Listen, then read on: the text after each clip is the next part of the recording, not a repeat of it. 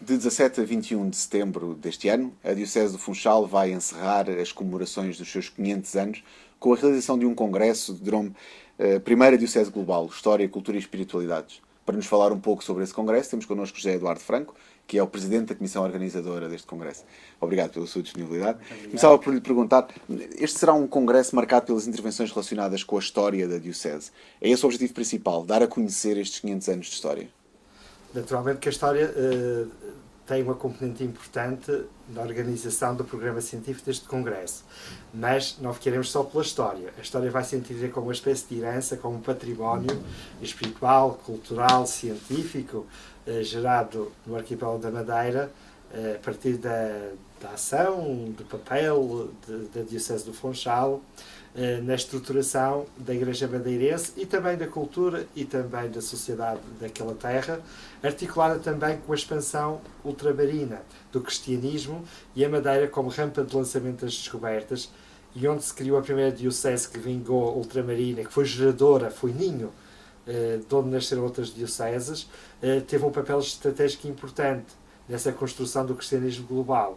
E então vamos procurar estudar a história desta diocese no contexto da afirmação moderna e universalizante do cristianismo, mas ao mesmo tempo de entender que marca que ela deixou na história madeirense e na relação com a história portuguesa, naturalmente, porque a Madeira faz parte. Não é um congresso de arqueologia, mas é um congresso que toma a história como ponto de partida para compreender o presente e projetar o futuro.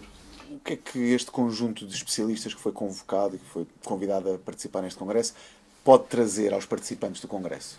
Vai trazer um conhecimento novo sobre a Diocese, em diferentes áreas, vão chamar a atenção para aspectos que não são conhecidos, porque os especialistas foram às bibliotecas, foram aos arquivos, foram aos vestígios deixados e que hoje sobrevivem, e vão fazer uma reinterpretação e construir então um saber novo à luz das metodologias de conhecimento atuais, numa linguagem acessível, dado que estamos a ter os conferencistas que falem para um público que tem vários níveis de formação. Vão estar ali professores universitários, professores do secundário, mas também vão estar pessoas que não têm formação universitária. E o nosso objetivo é que o Congresso seja acessível a todos e constitua uma grande ação de formação para todos aqueles que se interessam pela Diocese da Madeira, pela cultura da Igreja, também mesmo para a Igreja Universal será interessante estudar aquela Diocese, tem um papel tão estratégico na afirmação moderna e global do cristianismo. Tendo em conta as inscrições que já receberam, qual é a vossa expectativa em termos de participantes? Nós temos um anfiteatro no Casino Parque Hotel que dá para conter quase 800 participantes. Neste momento as inscrições têm vindo a crescer, mas já temos muita abertura para convidar e aceitar a participação daqueles que se interessem, que se venham a interessar por este tema.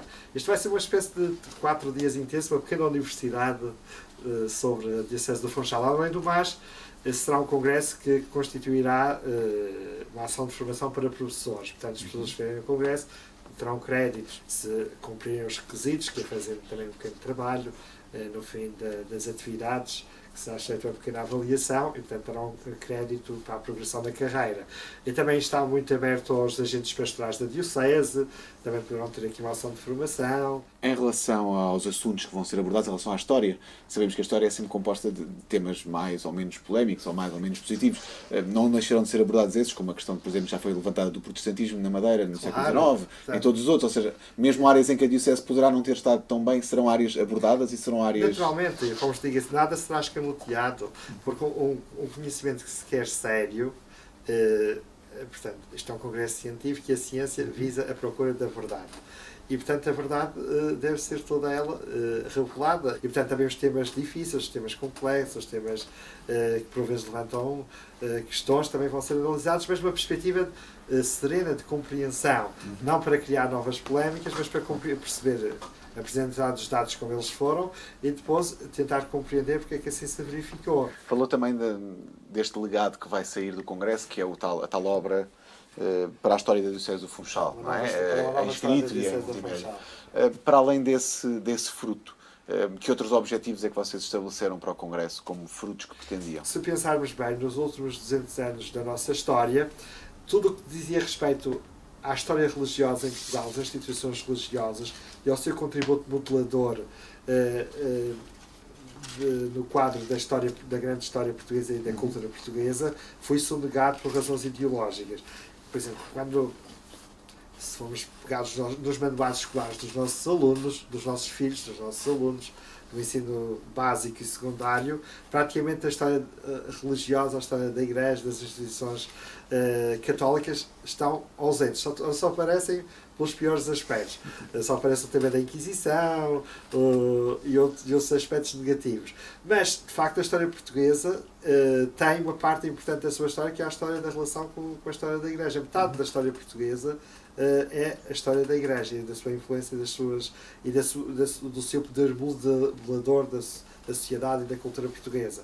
Ora, é importante chamar a atenção, estudar estes temas para colmatar uma lacuna que nós temos no nosso ensino, nos nossos manuais de referência de história e de cultura, que foi completamente, podemos dizer, apagado, mas que faz parte.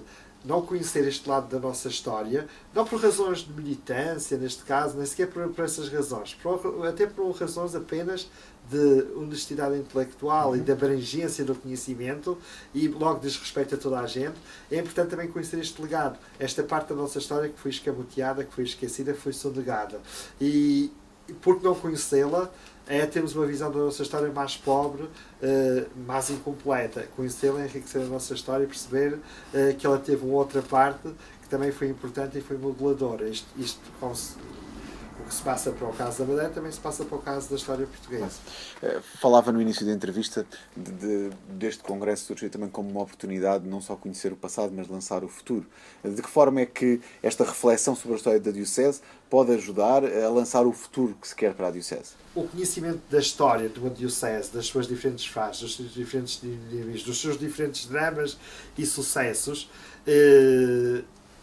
permite ter uma espécie de bagagem, se quisermos dizer. Nós precisamos também porque quando dizemos que alguém tem muita bagagem, pode muitas vezes atender e resolver problemas ou responder a desafios que quem tem pouca bagagem não é capaz. Precisamente nós, quando temos bagagem de conhecimento suficiente, e quanto mais melhor neste caso, se for bem organizada e bem orientada, permite-nos depois perceber e compreender os sinais do presente e perceber também os desafios que estão a se adensar nos horizontes em termos de futuro.